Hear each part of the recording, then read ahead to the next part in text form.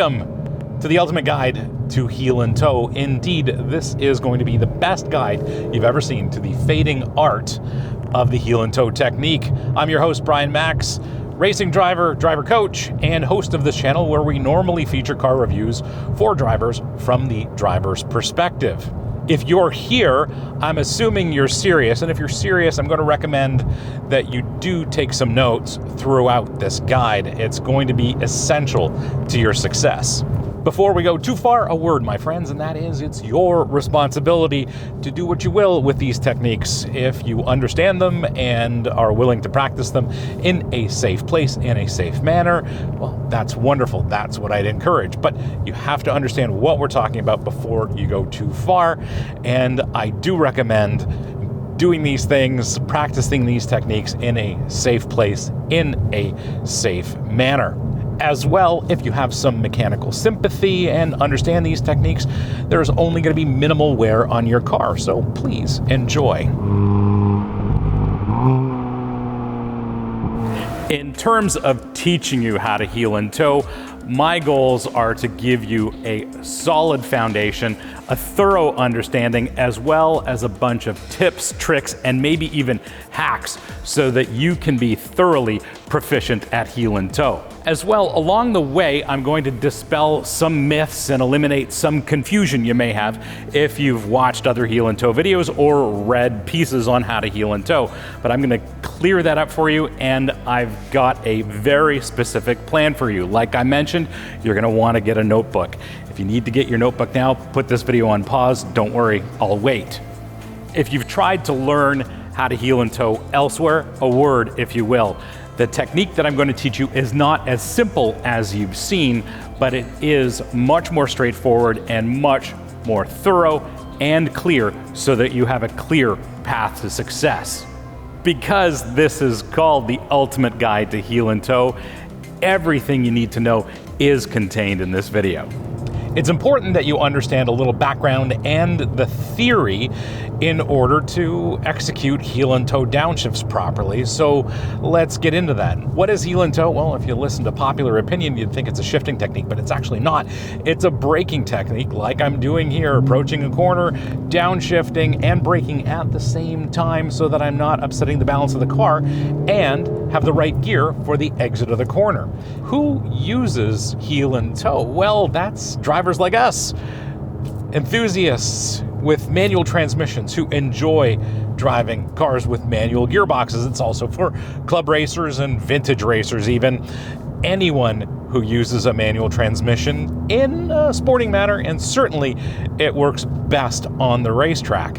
And even though it does come from motor racing, it's something that we can use on the road like I'm doing here, and it just adds another level of enjoyment to the manual transmission driving experience.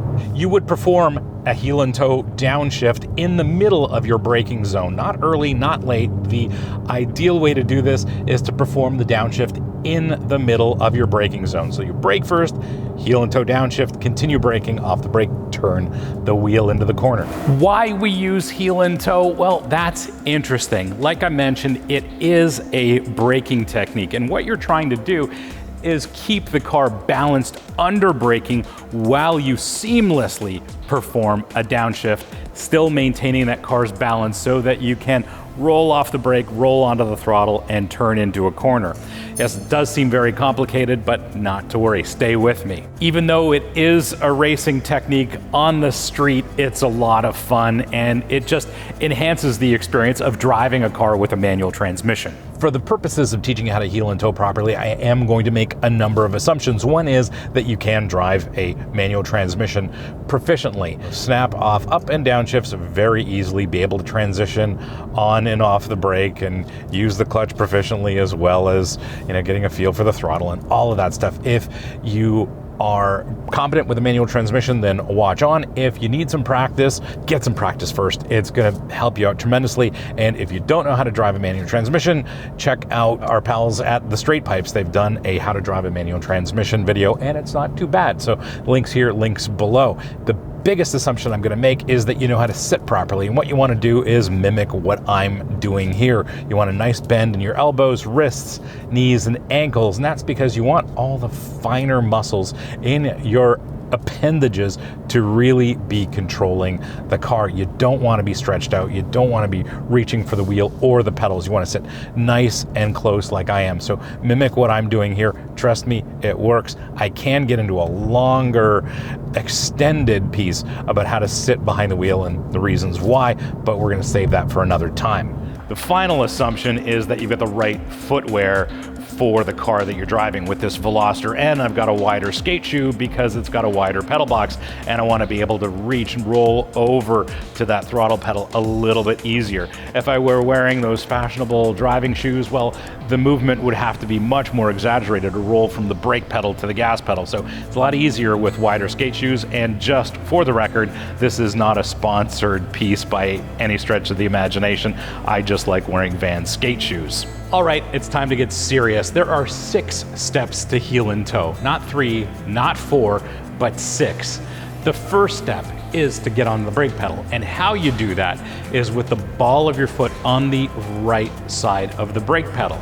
So you don't want to jump on the brake pedal. You don't want to get on slowly. You just want to get on moderately. And you want to make sure that you have enough pedal pressure on that brake pedal to be actually slowing the car.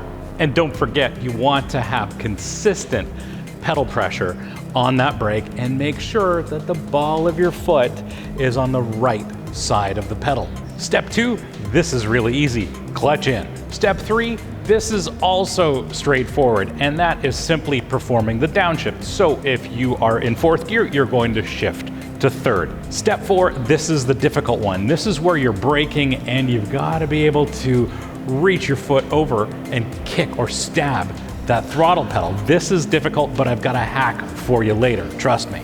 Step 5 is not as simple as it looks. You're just going to be releasing the clutch, but the trick is to be able to catch the engine revs as they're coming down so that when you release the clutch, you're doing that smoothly. Step 6, this also seems easy. It's coming off the brake pedal, but you want to make sure you do that smoothly. You don't want to jump off the brake pedal, roll off that brake pedal smoothly so that you can get ready to transition back onto the throttle before you turn into for the corner. So there you have it in the long form. If you haven't made notes, now's a good time. So let's repeat these 6 steps. Brake on, clutch in, downshift, blip the throttle, clutch out, off the brake.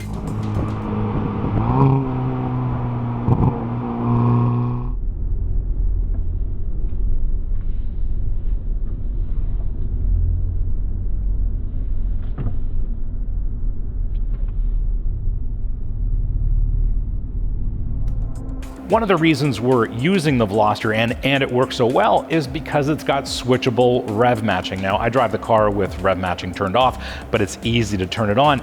And when it's on, that gives you a great feel for how that rev match is supposed to work. And then it's up to you to be able to kick your foot over and reach the gas pedal, but we're going to teach you how to do that. With rev matching on, you're going to get a sense of what this downshift is supposed to feel like, minus the most complicated part of the heel and toe technique. So if you've got a car like this, definitely practice with that rev matching on. That hack that I mentioned, well, it's a game changer in terms of learning the heel and toe technique. And it's something I've been teaching at race driving schools and performance driving schools for years, and it's not what you think. Right from the top of the episode, I told you I was going to teach you something you haven't seen before, and that is how to kick the throttle effectively. And I'm going to teach you how to do that with the car standing still. This is something that's going to help you out tremendously before you go practice heel and toe in the real world. Here's the deal, and it's easy. You want to practice this standing still in some empty open space somewhere away from people, cars, houses, dogs, cats, etc., because you're going to be making some noise. With the car running, place the ball of your right foot on the right side of the brake pedal with some moderate pressure on the pedal. Then, while the ball of your foot is on that brake pedal, roll your ankle quickly so that the right side of your foot stabs the brake pedal. It's a stab, a quick hit. The result you're looking for is a 2,000 RPM jump in engine revs.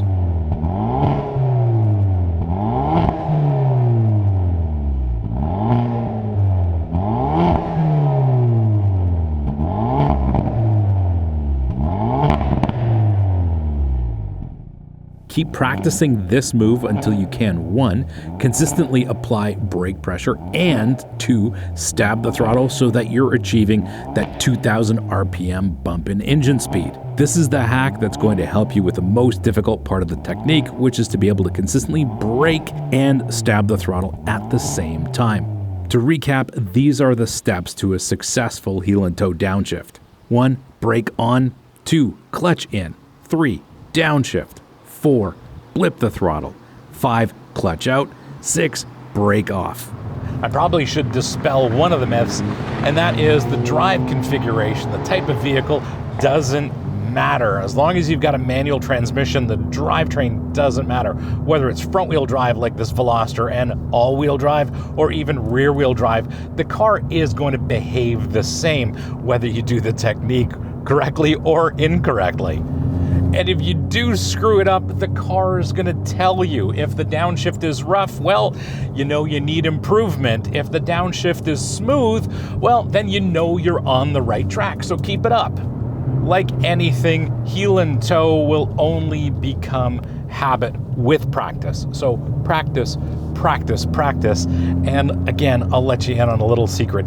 It only solidified for me when I started racing. When I had to learn it on the racetrack and had to do it to go fast, that's really when it came together for me. There are 2 common mistakes. One is timing, and that's just going to come with practice. The other is what you're doing with your right foot. It's easy to misplace your right foot on the brake pedal, and it's also easy to miss the throttle pedal when you're trying to stab it. So don't worry, just practice, and I'm here if you have any questions. Thanks for hanging out with me today on this ultimate guide to heel and toe. Hope you enjoyed this episode, and if you did, share it worldwide.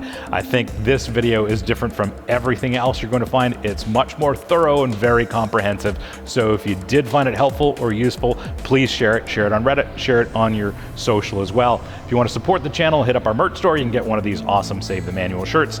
Links here, links below. And I'd love to get your feedback, so please leave a comment below. Thanks again for watching. We'll see you again next time.